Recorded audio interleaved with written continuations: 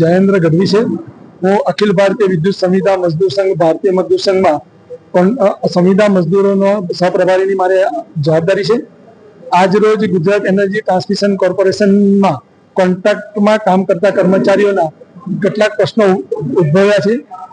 એ બાબતે ચર્ચા કરવા અને સંગઠનને મજબૂત બનાવવા માટે આજ રોજ વ્યારા ખાતે મિટિંગ કરવામાં આવી છે। આ મિટિંગમાં છેલ્લા 18 વર્ષથી કોન્ટ્રાક્ટ સિસ્ટમમાં કામ કરતા કર્મચારીઓ જુદા જુદા ડિવિઝનમાંથી આજે એકત્રિત થયા છે।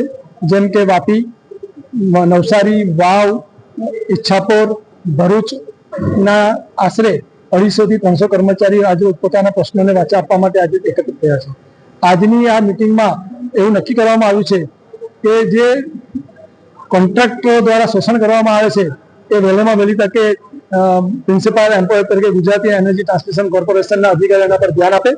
એ લોકોનો જે પગારની સમયસર કરવામાં નથી આવતો, એમને સલામતીના સાધનો આપવામાં નથી આવતા, એમને ઓવરટાઈમ આપવામાં નથી આવતો, એમને રજાઓ જે મળવાપાત્ર છે એ રજાઓ પણ મળવાપાત્ર રજાઓ મળતી નથી। તો એ બાબતની ચર્ચા કરી અને આગામી દિવસોમાં અધિકારીઓને આ બાબતની લેખિત જાણ કરવામાં આવશે।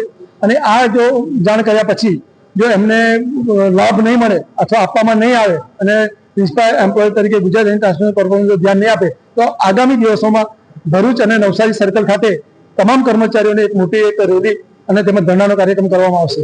આ સિવાય અમુક કર્મચારીઓ એવા છે કે જેઓએ કોર્ટના માર્ગે પણ ગયા છે અને નામદારે હાઈકોર્ટમાં એમનો એક કેસ પેન્ડિંગ છે કાયમી થવા માટેનો, સમાન કામ સમાન વેતન આપવા માટેનું। હાલમાં નામદાર સુપ્રીમ કોર્ટ અને હાલમાં નામદાર ગુજરાત હાઈકોર્ટે પણ કેટલાક જજમેન્ટો એવા આપ્યા છે કે તમે કોન્ટ્રાક્ટના નામે કર્મચારીઓનું શિક્ષણ અને તેમનું શોષણ કરી રહ્યા છો, એ તાત્કાલિક અટકવું જોઈએ।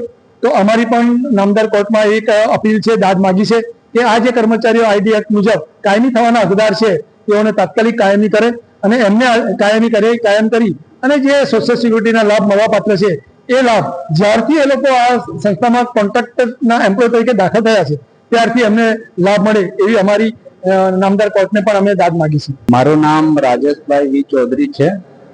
હું જેટકોમાં 15 વર્ષથી કામ કરું છું, પણ કોન્ટ્રાક્ટ દ્વારા ઘણી બધી વખત અન્યાય કરવામાં આવે છે।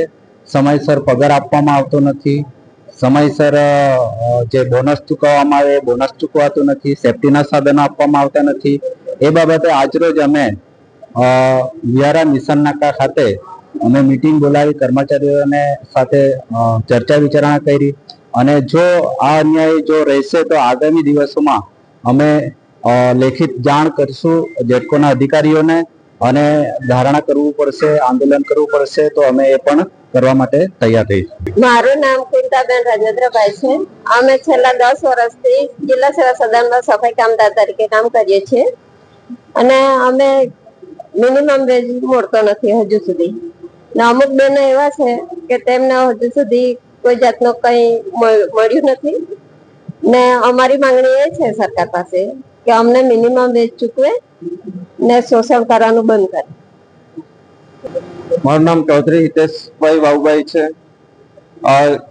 આજે અમે વ્યારા મિશન નાકા ખાતે 66 kV સબસ્ટેશનના આઉટસોર્સિંગ કર્મચારીઓ ગુજરાત એનર્જી ટ્રાન્સમિશન કોર્પોરેશન છે ગુજરાત, એમના અંડરમાં કામ કરીએ છીએ અને આજે 15 વર્ષથી વધારે થઈ ગયા અમે એસબીઓ અને ઇલેક્ટ્રિકલ આસિસ્ટન્ટ તરીકે આજે ફરજ બજાવીએ છીએ, પણ કોન્ટ્રાક્ટર દ્વારા શોષણ કરવામાં આવે છે અને નામદાર હાઈકોર્ટમાં અમે સમાન કામ સમાન વેતન અને કાયમી થવાની અમારી પિટિશન માગણી પણ મૂકી છે।